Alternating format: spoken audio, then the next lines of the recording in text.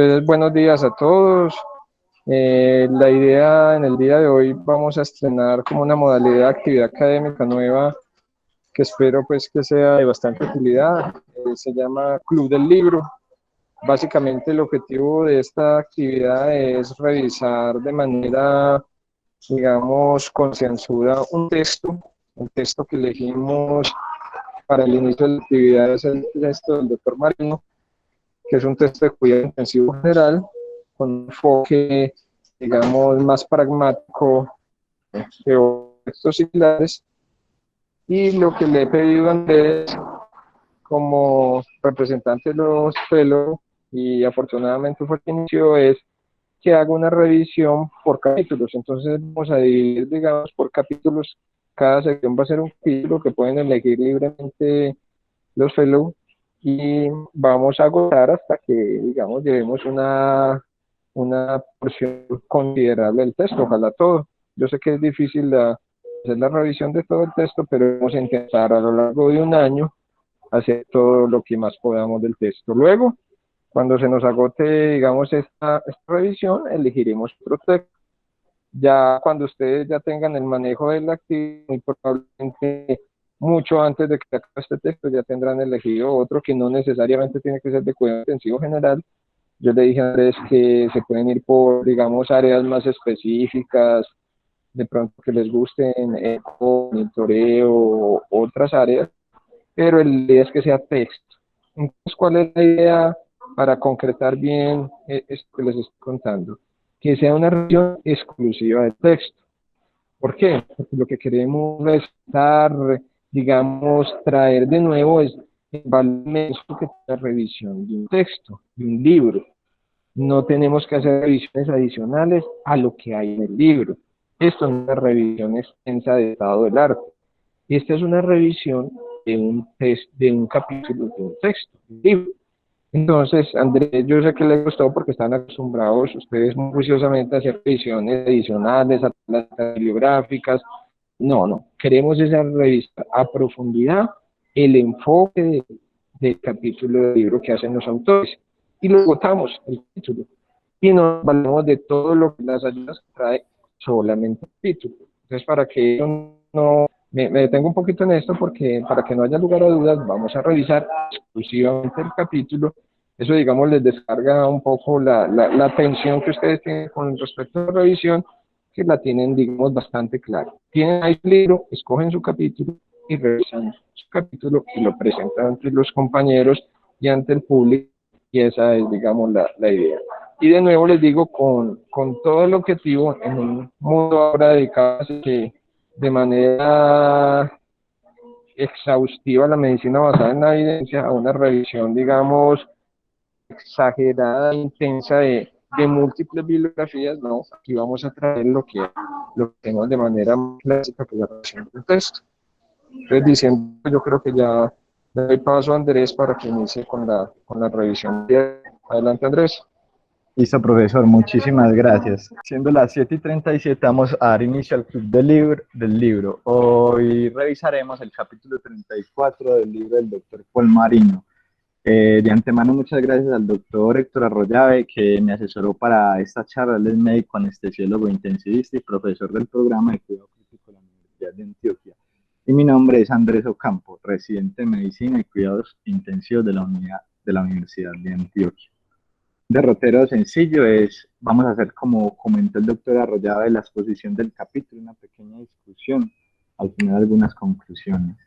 Hoy vamos a hablar acerca de injuria renal aguda e iniciamos con esta frase en el autor trae a colación al científico, al físico teórico Paul Dirac, en el cual tiene una frase bastante famosa donde explica la ecuación antimateria, en la cual uno nunca puede resolver todas las dificultades a la vez.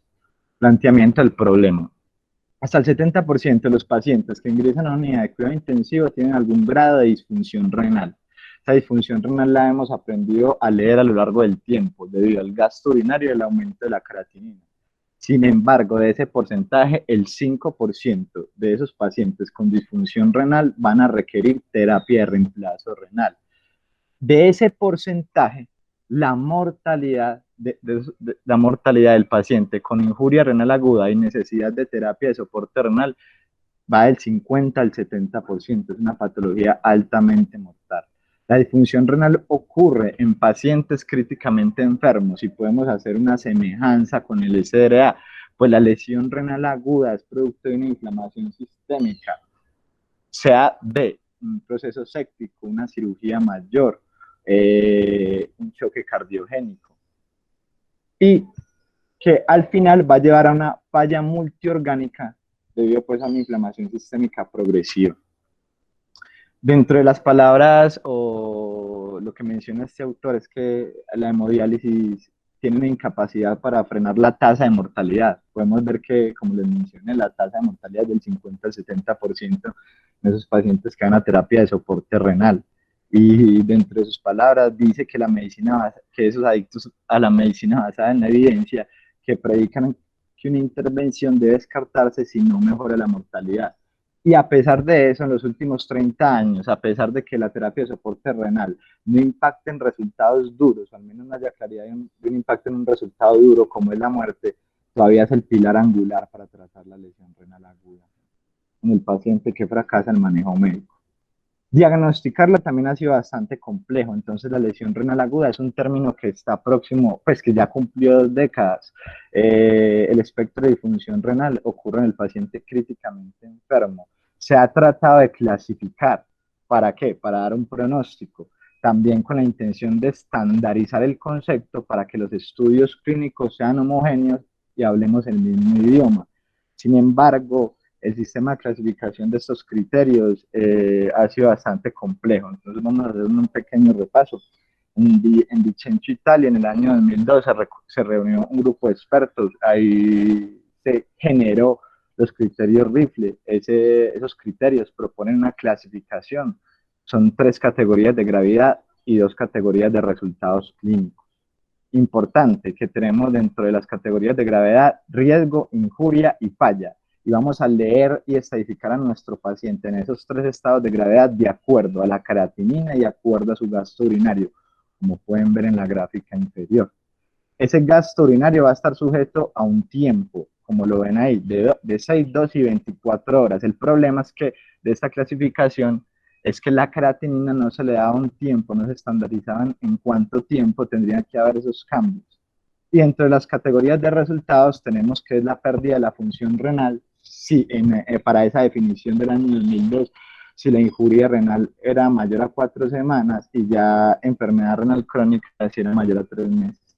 En la gráfica izquierda podemos ver que la injuria renal aguda es un síndrome está compuesto de otros múltiples síndromes en el cual en mancomunión con, ya sea si es un paciente séptico, si es un paciente falloso o si es por nefrotoxinas, el contexto clínico va a cambiar, el pronóstico va a cambiar y la mortalidad va a cambiar. Se sabe hoy en día que tener un proceso infeccioso que me lleva a una respuesta inflamatoria sistémica asociada a una lesión renal aguda me lleva a una mortalidad de hasta el 80%. Por lo tanto, de acuerdo a las categorías, y en nefrotoxinas, cuando se hacen los estudios, una mortalidad del 20%. Entonces podemos ver que cada escenario clínico tiene un contexto diferente. Debido pues a las fallas que tenían los criterios RIFLE, se decidió sacar los criterios Akin. En los criterios Akin ya se impone un límite a esos cambios en la creatinina y ese límite es de 48 horas.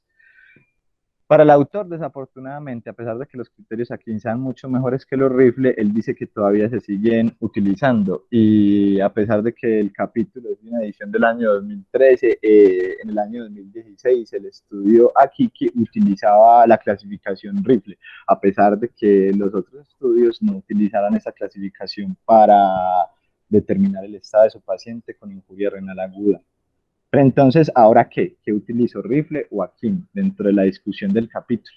Al final, en la gráfica de la derecha podemos ver que no hay una diferencia significativa cuando clasifico con RIFLE, riesgo, injuria o falla, o cuando clasifico con Akin, estado 1, 2 y 3. Como pueden ver, las mortalidades son bastante parecidas en los mismos estadios que se pueden hacer semejanza. Se requiere oliguria. Una de las fuentes de confusión para el diagnóstico de lesión renal aguda es que en estos criterios se requiere oliguria y hay que tener en cuenta que, por ejemplo, en lesión renal aguda secundario a una nefritis intersticial aguda, en ocasiones no se presenta con oliguria y debido pues a esos datos hay una confusión.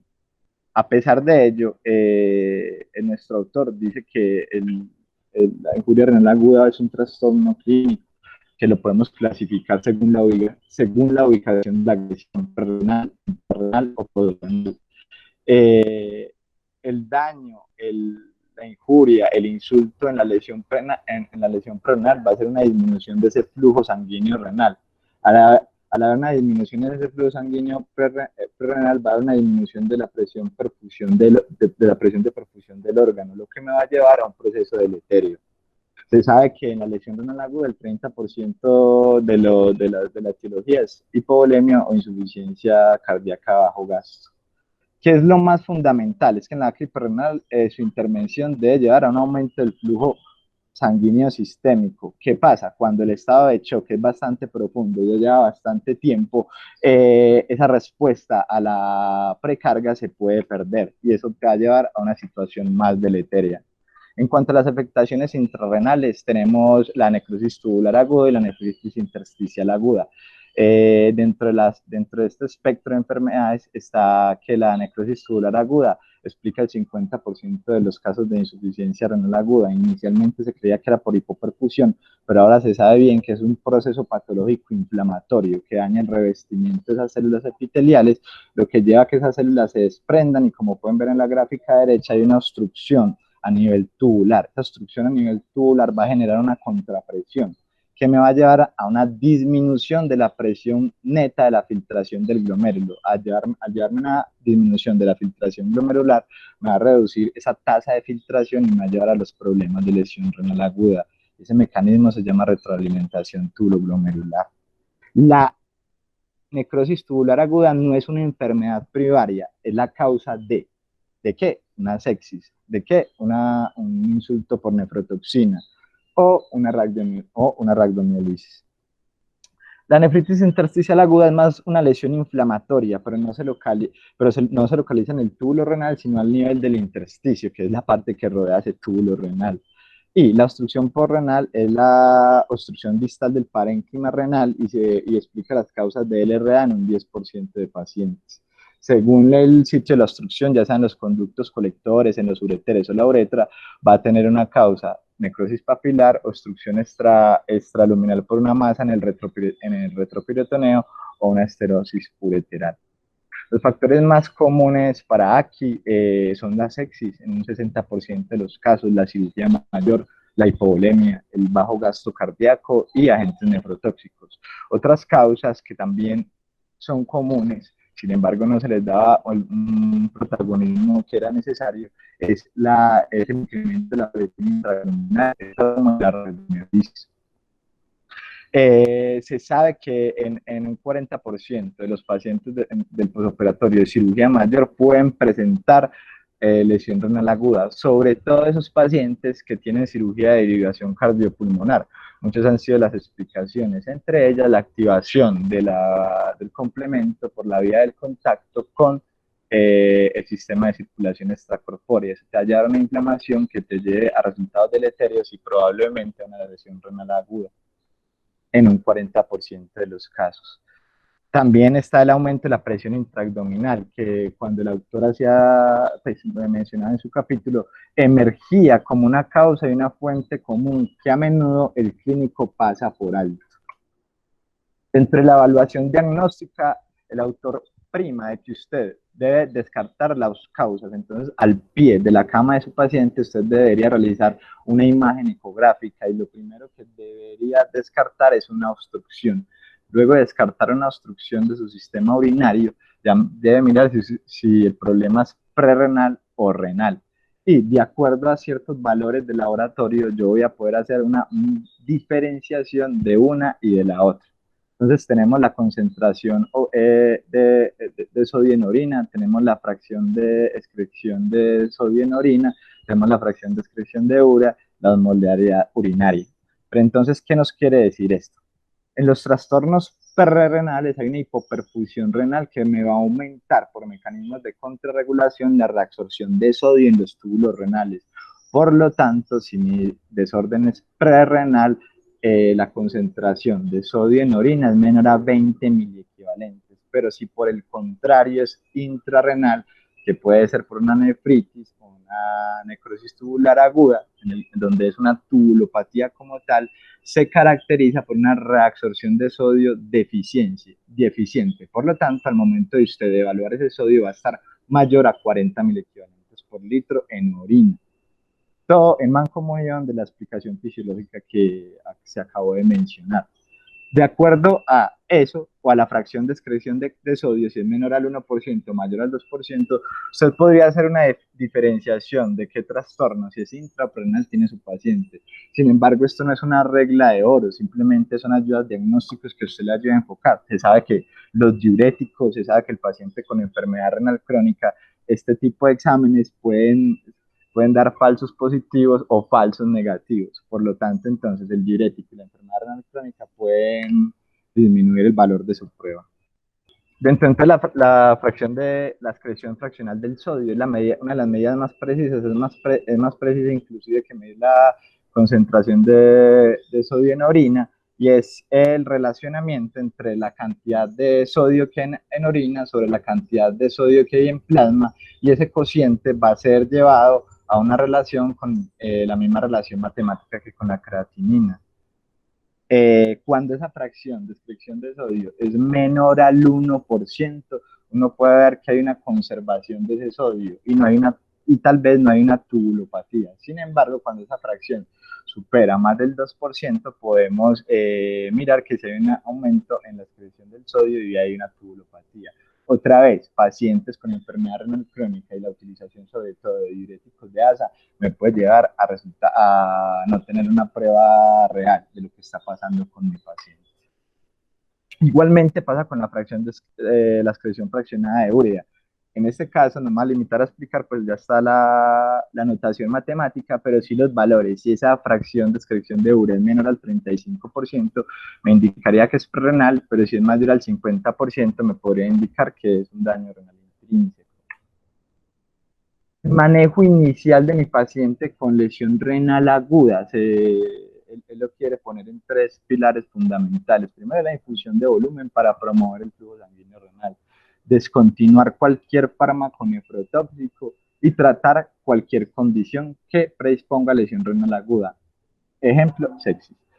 El desafío de fluidos es una intervención por la cual él aboga mucho. Él dice que deberíamos de utilizar desafíos con alícuotas que oscilen entre 500 y 1 litro de cristaloides isotónicos infundidos en 30 minutos, o un bolo de coloides de 300 a 500 mililitros infundidos durante un periodo de 30 minutos. Luego de haber realizado esa intervención, debe evaluar la respuesta, y la respuesta es aumento en la producción del gasto urinario. Otra cosa que él menciona, que usted debería ser generoso con los líquidos porque usted tiene un volumen intravascular efectivo. Se sabe más o menos que a los 15 minutos solo del 25% de esos cristaloides que usted aplicó. Por lo tanto, si usted aplica una solución de cristaloides de 500 a los 15 minutos, pues tendría 100 o 125 mililitros en ese espacio intravascular. Por eso la aboga que uno no debería ser ahí, en esa época, restrictivo con los líquidos en ese contexto clínico.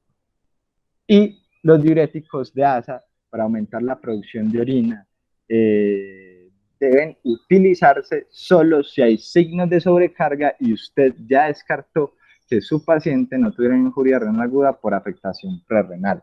Menciona también las soluciones de almidón, pero rápidamente también dice que varios estudios las descartaron porque aumentan el riesgo de lesión renal aguda, y él aconseja que las deberíamos de evitar. Dentro de las drogas que a menudo afectan los mecanismos a nivel renal, tenemos los esteroides, tenemos los antibióticos, uno de ellos son los aminoglicósidos, pero también tenemos aquellos medicamentos que me pueden provocar una respuesta inflamatoria por linfocitos T. En este caso sería la nefritis intersticial aguda. Los antibióticos más frecuentes relacionados con la NIA serían las penicilinas, las cefalosporinas, la vancomicina, los macrólidos y las tetraciclinas. Hay otros medicamentos como los anticonvulsivantes, entre ellos el ácido valproico, que se relacionan también con nefritis intersticial aguda. Al momento entonces del manejo con cristaloides, ese sería pues el manejo ideal, en mancomunión con una respuesta hemodinámica, que en este caso pues sería un aumento en la producción de orina. La furosemida, un medicamento popular en el uso y en el manejo de estos pacientes, realmente no convierte una LRA en no oligúrica a oligúrica. Tal vez pueda aumentar la producción de orina y se podría utilizar en las fases de recuperación de la lesión renal aguda donde hay una retención de líquidos. Y esta acumulación de líquidos, el manejo y la distribución me puede ayudar a mejores resultados, pero realmente no hay una indicación clara en ese escenario y solamente utilizaríamos diuréticos de asa al momento de signos de sobrecarga que me comprometan clínicamente a mi paciente. Dentro de la dopamina, se sabe que a dosis bajas tiene un efecto que es vasodilatador renal. Inicialmente se abogaba por el uso de este medicamento, pues teóricamente podía producir un aumento en la presión de perfusión abdominal sin disminuir el flujo sanguíneo renal, por lo tanto podría tener ciertas ventajas. Sin embargo, en los estudios posteriores se evidenció que realmente la dopamina en esos pacientes en estado de choque podrían aumentar el riesgo de arritmias clínicamente significativas y esto llevar a la muerte.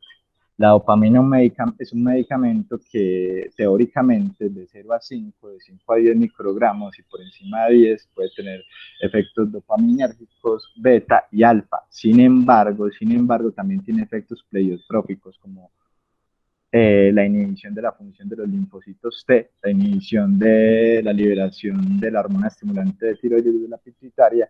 Entonces, hoy en día no se utiliza este medicamento y tampoco se aconseja. Y entre el manejo de los agentes nefrotóxicos, la medida fundamental es evitarlo o suspenderlo para revertir el curso de ese proceso inflamatorio. Dentro de la lesión renal inducida por contraste, que es una condición específica dentro de la LRA, es explicada por un daño directo del túbulo renal. Segundo, por una vasoconstricción renal intensa. Y tercero, por generación de metabolitos tóxicos de oxígeno, que a su vez van a convertir en radicales libres que van a dañar la membrana celular y llevar a más daño. Se sabe más o menos que con los criterios aquí, la incidencia de diagnóstico de injuria renal aguda oscila entre el 8 al 9%. Hay que tener una cosa muy, muy clara, y es que esta, en la mayoría de los estudios, aparece 72 horas después de la injuria, o sea, de la aplicación del nefrotóxico o del medio de contraste. Y la mayoría de los casos pueden resolver en 2 semanas y pocos casos requieren terapia de reemplazo renal. Dentro de las medidas de prevención para la nefropatía por contraste, tenemos que la más eficaz es la utilización de cristaloides. Es un régimen de solución salina isotónica que va de 100 a 150 mililitros hora, iniciada 3 a 12 horas antes del procedimiento y continuada 6 a 24 horas antes del procedimiento, después del procedimiento. Si el procedimiento es de urgencia, el capítulo nos aconseja que deberíamos infundir al menos 300 a 500 mililitros de solución salina justo antes de ese procedimiento, solo pues si es emergente y no puede hacer una prevención de esa nefropatía.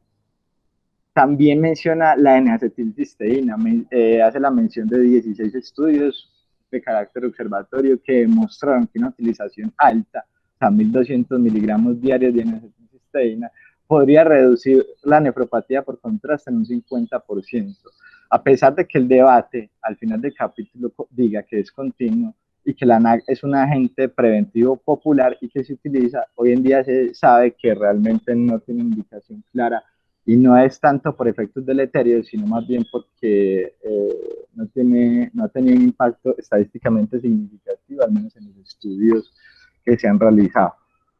Entre la nefritis intersticial aguda, que es una afectación renal, tenemos entonces que hay una afectación inflamatoria de ese intersticio renal, que me va a llevar a una insuficiencia renal aguda. No siempre es oligúrica, no siempre hay un compromiso inicialmente del gasto urinario.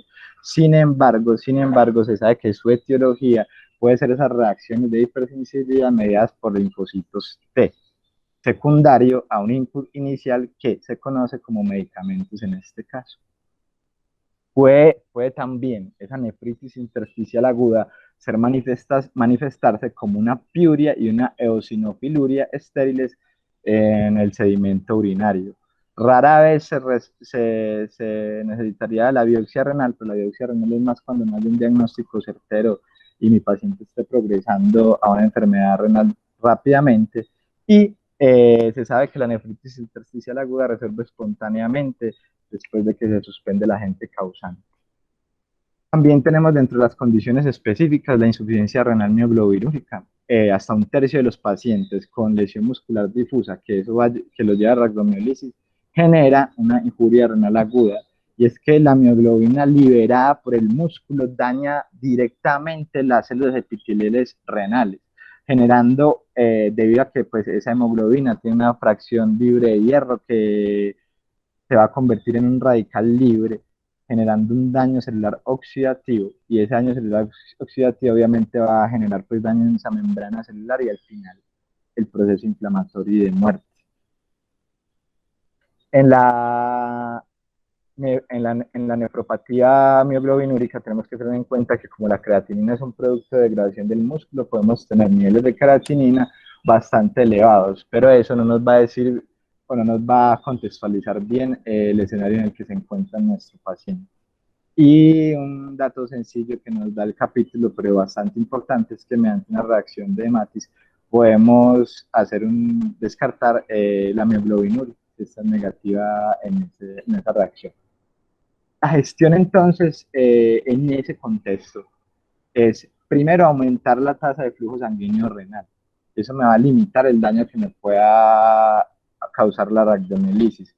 Menciona en el capítulo alcalinizar la orina, que eso me puede ayudar a una limitación del daño renal. Sin embargo, el autor es enfático en decir que esta terapéutica es muy difícil de lograr y segundo, no es necesario. Muy importante que como está habiendo un daño celular, va a haber liberación de fósforo y potasio. Estos electrolitos debe hacerse un seguimiento bastante estricto en este contexto patológico. Y el 30% de los pacientes con lesión renal aguda debido a mioglobinuria van a necesitar terapia de soporte renal. Dentro de las causas también que están emergiendo como etiologías de esa LRA está el síndrome compartimental abdominal. Entonces, en el síndrome compartimental abdominal hay un aumento de esa presión abdominal que va a conducir a una disfunción orgánica. Esa disfunción orgánica puede ser expresada ya sea en isquemia intestinal, colapso del sistema del gasto cardíaco o lesión renal aguda.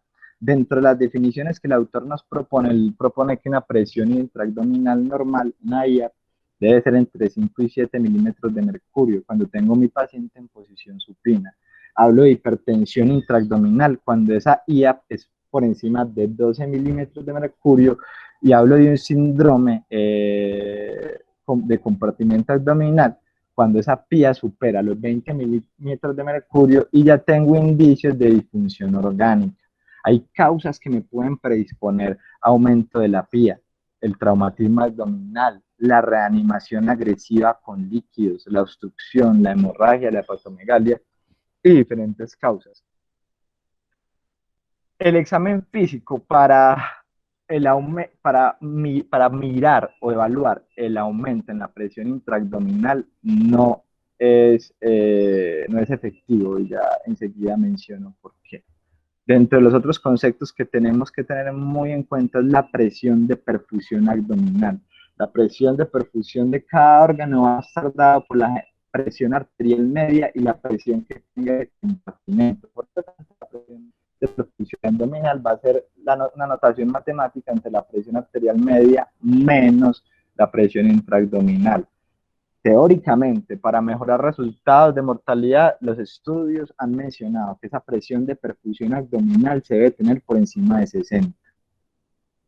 También tenemos el gradiente de filtración. El gradiente de filtración es esa energía mecánica que pasa a través de la membrana del glomérulo y va a ser equivalente a la presión glomerular de filtración. Esta presión de filtración va a estar dada por la presión arterial media menos la IA y esa me va a dar la presión tubular proximal. Y la presión tubular proximal va a ser bastante importante al momento de calcular el gradiente de filtración. Entonces tenemos muy presente con esto de que la presión que tengo a nivel intraabdominal va a ser un determinante importante al momento de la lesión renal aguda secundaria a este proceso patológico. Entonces, como les decía, la reanimación agresiva es una de las causas comunes y no reconocidas de aumento en la presión intraabdominal. Eso puede promover el edema de los órganos y particularmente el intestino. Balance positivo mayor a 5 litros en 24 horas. En ese tipo de pacientes se sabe que el 85% presentan un aumento de la presión intraabdominal y el 25% de sus pacientes pudiesen tener un síndrome compartimental abdominal.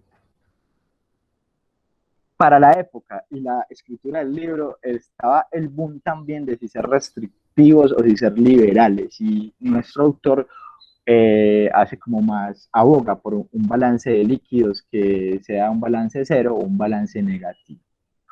La disfunción renal debido a un aumento de la PIAC puede afectar prácticamente todos los órganos.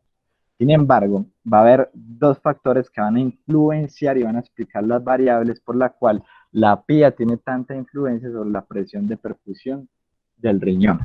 La primera característica es la presión de perfusión abdominal que ya expliqué. Y la segunda característica es el gradiente de filtración, que otra vez hago énfasis en que es un delta de presión, una diferencia de presiones a través del glomérulo, donde la diferencia entre la presión de filtración y la presión tubular proximal me va a dar el gradiente de filtración, lo que me va a llevar a considerar de que si hay un aumento tanto en la PTP o una disminución en la MAP, podría considerar que mi paciente tendría afectado su tasa de filtración glomerular. La medición de la PIA, ¿cómo la hacemos? El autor nos aconseja que, pues lo que les mencioné en un principio, que el examen físico es insensible para detectar un aumento de la PIA, que realmente se debería realizar en un paciente con un catéter vesical especializado en medir PIA, paciente en decúbito supino, puesto a cero con la presión atmosférica y con un pequeño volumen de más o menos 25 centímetros de solución salina, inyectarlos a través de la vejiga antes de cada medición. Y esa medición se debe realizar al final de la expiración y sin evidencia de contracción de músculos abdominales. La presión intraabdominal se mide en milímetros de mercurio y no en milímetros de agua. Ahí está la notación y la conversión. Un milímetro de mercurio equivale a 1.36 centímetros de agua. La principal gestión es reducir la PIA mediante, ya sea reduciendo las contracciones de los músculos abdominales, y esto sería mirando la pseudoanalgesia de nuestro paciente, evitar la elevación de la cabecera por encima del plano horizontal. También tenemos las medidas hemodinámicas y es mantener una presión de perfusión abdominal mayor a 60. Y esta intervención ha resultado en mejores resultados, qué pena, para el paciente en cuanto a mortalidad. Y también se habla de descompresión quirúrgica cuando después de haber realizado todas las medidas médicas su paciente no responda. Obviamente usted debe sopesar el riesgo y el beneficio porque usted va a tener un paciente con abdomen abierto. Terminando entonces esta sección del capítulo, vamos a hablar acerca de la terapia de reemplazo renal y la propuesta que nos trae el autor. Como les mencionaba, entonces la terapia de reemplazo renal aproximadamente en el 70% de los pacientes con lesión renal aguda se va a asociar a mortalidad.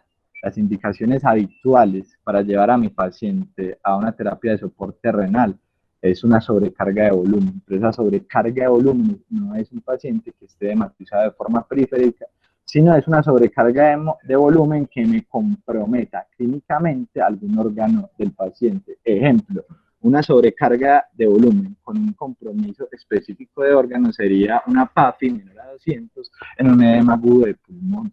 Ahí, cuando yo tengo un deterioro de la hematosis Además de eso, una sobrecarga de líquidos y a pesar de mi manejo no he podido controlar esa agresión, debería llevar a mi paciente a una terapia de soporte renal. Tenemos también los trastornos hidroelectrolíticos como una hipercalemia mayor a 6.5 o una acidosis metabólica con un pH menor a 7.2 en mancomunión con un bicarbonato menor a 12 podrían ser valores en los cuales yo decidiría llevar a mi paciente a una terapia de soporte renal o no. Otra indicación sería la eliminación de tóxicos y tengo que tener en cuenta que para la fecha se menciona que había un crecimiento en las técnicas de soporte renal, hemodiálisis, hemofiltración, hemodiafiltración, diálisis de alto flujo y plasmafiltración. Entonces vamos a tratar de explicar. Las modalidades de soporte renal yo las puedo dividir en dos, intermitentes o continuas. Las intermitentes y esa definición la va a dar el tiempo. Las intermitentes tienen una duración menor a 6 horas, va de 4 a 6 horas. Y las continuas, teóricamente, tienen una duración de 24 horas. Hay una modalidad que es híbrida, que está en la mitad de esos dos, intermitente y continua, donde yo voy a poder poner a mi paciente en un tiempo de 8 a 16 horas. Entonces ya sabemos que la primera parte nos va a determinar el tiempo. Dentro de la intermitente puedo tener hemodiálisis intermitente, que es la que se hace 3 veces a la semana en una unidad de trasplante renal. Pero dentro de las modalidades continuas que se abogan en el paciente críticamente enfermo porque tienen bastante sustento, al menos teórico, de que me va a mejorar o no me va a impactar tanto en la estabilidad hemodinámica, dentro de esas terapias tenemos la diálisis peritoneal, pero también continua, pero también tenemos la terapia de reemplazo renal continua, que a su vez se puede dividir de acuerdo al tipo de medio físico con el cual realice la depuración de solutos, ya que puede ser por filtración, diálisis o hemodiafiltración, la mezcla de las dos. También se puede hacer una subdivisión de las terapias renales continuas de acuerdo al tipo de canulación, venovenosa, o venoarterial. Y es bastante llamativo recordar que el doctor Kramer en 1979 realiza la primera descripción de una terapia renal continua. La primera descripción que se hace es una hemodiálisis venoarterial, porque para la época no se había inventado la bomba que me genera ese gradiente de presión, entonces tenían que utilizar el gradiente de presión generada por el sistema arterial para poder generar esa presión, para llevarlo a un circuito extracorpóreo, hacer la depuración de solutos y que vuelva otra vez a mi sistema sanguíneo por una vena. Eso lo escribió el doctor Kramer en 1979. Dentro de las características físico-químicas de la terapia de reemplazo renal, lo primero es que va a tener la hemodiálisis. La diálisis es un proceso por el cual yo voy a eliminar solutos mediante una generación de un delta o un gradiente de concentración a través de una membrana semipermeable. Como lo pueden ver en la gráfica, el flujo sanguíneo está pasando y a través de una membrana porosa, va a tener contacto con el líquido dializado. Recuerden ahí, la gráfica es bastante explicativa, que esos dos flujos van en una dirección contraria y por eso se les llama mecanismo de contracorriente, facilitando que esta concentración ubicada aquí exactamente en esta parte donde hay un intercambio de solutos se mantenga estable y el intercambio de solutos siga manteniéndose continuo. Pues este barrido hacia acá me va a evitar que se concentren los solutos y se disminuye la difusión de concentración. Ahí se utiliza una bomba de sangre, una bomba que me va a mover la sangre a través de un circuito a una velocidad de entre 200 a 300 mililitros por minuto. Más adelante muestro una gráfica más representativa de ese circuito.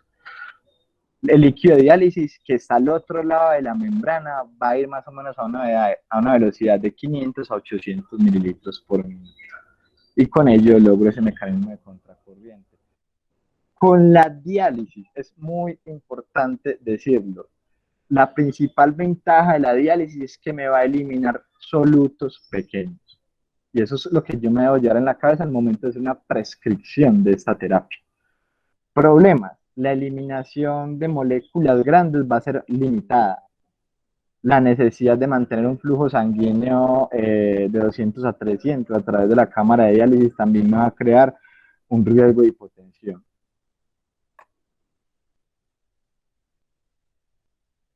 Eso es la hemodiálisis. La hemofiltración es un mecanismo por el cual yo voy a eliminar solutos mediante el mecanismo de convección. ¿Y la convección qué es? La generación de un gradiente de presión hidrostática a través de esa membrana. O sea, yo voy a generar una presión a través de esta bomba y esa presión al momento de tener contacto con una membrana porosa, una membrana semipermeable, va a generar obviamente ultrafiltración de líquido y esta ultrafiltración de líquido va a generar un arrastre de solutos, lo que me va a llevar a una eliminación de solutos debido al arrastre del disolvente. Como pueden ver en pantalla, el disolvente aquí lo pueden tener en la cabeza como el agua y el arrastre de solutos, ya sean las moléculas que queramos eliminar, por ejemplo, potasio. La diálisis y la convección son dos fenómenos distintos. Uno utiliza un gradiente electroquímico, pero la convección, utiliza un gradiente físico generado por esa presión en esa membrana, por esa presión transmembrana. Ventajas, me va a eliminar volúmenes grandes de líquidos, o sea que, por ejemplo, la diálisis sería en un paciente con un trastorno hidroelectrolítico severo y la hemofiltración sería en un paciente que tenga sobrecarga pulmonar. Eso me ayuda más o menos a hacer un algoritmo dentro de mi mente, cómo, qué terapia me puede ayudar con uno u otro paciente. La hemofiltración continua, cuando lo hacemos de forma continua, se procura es por evitar la inestabilidad hemodinámica y es más que todo por eso que lo realizaríamos de forma continua. A través de esa hemofiltración puedo eliminar agua, pero también puedo eliminar solutos. Dentro de los métodos que se utiliza para llevar a mi paciente a una terapia de soporte renal, lo primero que tengo que tener en cuenta es el acceso vascular. El acceso vascular, si lo voy a utilizar yugular, debe ser guiado por ecografía, o si lo voy a realizar anatómico subclavio, puede ser realizada de forma anatómica. Tengo que tener en cuenta que la ubicación anatómica preferida en estos contextos clínicos es la vena yugular derecha. Secundaria, ¿qué es preferida? Secundaria, que me pueda dar flujos sanguíneos por minuto altos, si no va a tener obstrucción, problemas que va a tener con el acceso, por ejemplo, subclavio. Entonces, se abogan las terapias de reemplazo renal continuo si vas a canalizar un catéter que sea yugular con vía ecográfica o que sea anatómico por vía femoral. Luego de tener entonces mi acceso vascular, tengo que tener en cuenta que esta va a ser un catéter de doble luz, como lo pueden ver en la gráfica de acá, donde me va a hacer una extracción de esa sangre para llevarla al circuito que va a ser, donde va a ser llevada por una presión, donde ese flujo sanguíneo va a tener una presión de conducción generada por esa bomba que vemos aquí en pantalla. Esa bomba me va a generar esa presión de conducción para que mi flujo sanguíneo pase a través del filtro y de acuerdo si estoy realizando con líquido dializado a través de esa membrana, estoy haciendo diálisis, o si solamente estoy haciendo filtración, como lo podemos ver aquí, ultrafiltración, como lo podemos ver aquí en el efluente. Lo interesante de esta tecnología es que me puede otorgar los dos tipos físicos por el cual yo hago depuración de solutos. Me puede dar ultrafiltración y me puede dar diálisis. ¿Eso por qué es importante? Hombre, la ultrafiltración para hacer el manejo de esa sobrecarga de líquidos, pero la diálisis también ha tenido un papel protagónico al momento de la eliminación de toxinas o macromoléculas, y en este caso serían las interleuquinas. Y eso ha sido muy en boga, sobre todo actualmente, con esta pandemia, en el cual tecnología inicialmente patentada por el doctor Claudio Ronco, utilizaría filtros parecidos a estos, donde utilizarían un mecanismo que se llama absorción para barrer estas citoquinas.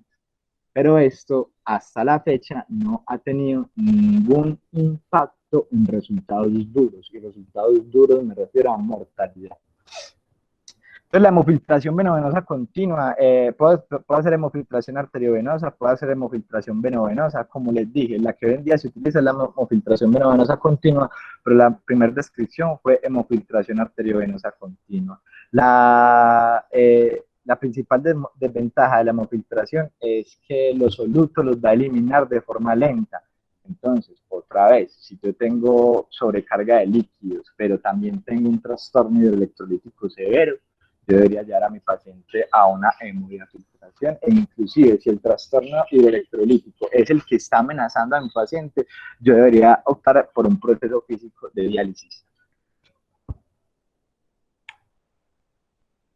Entonces, como les mencionaba, esto es una gráfica para terminar de resumir entonces lo de la terapia de soporte renal. A la izquierda pueden ver las distintas modalidades, el scoop, donde la sangre va a ingresar a través de ese filtro y solo va a haber ultrafiltración. Esa ultrafiltración va a salir a través de este circuito de acá, que va a ser el flujo neto de ultrafiltración, y luego la sangre regresa al circuito de mi paciente. En el scoop solo ultrafiltro, no dializo. ¿Cuál es el ejemplo clave con el que usted puede entender un poco más estos procesos? Esta gráfica de acá, en la cual nos hablan de hemodiafiltración, o sea, los dos procesos, filtración y diálisis venovenosa continua, que es que es una de las técnicas que hoy en día más se utiliza.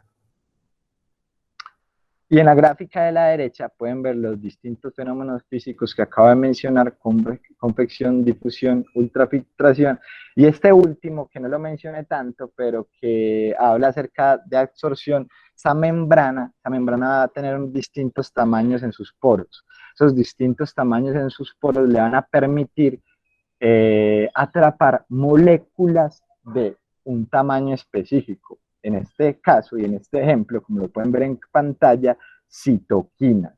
Al haber pues un barrido de esas citoquinas a través de esa membrana absortiva, teóricamente mi paciente podría tener una inmunomodulación de su respuesta inmune.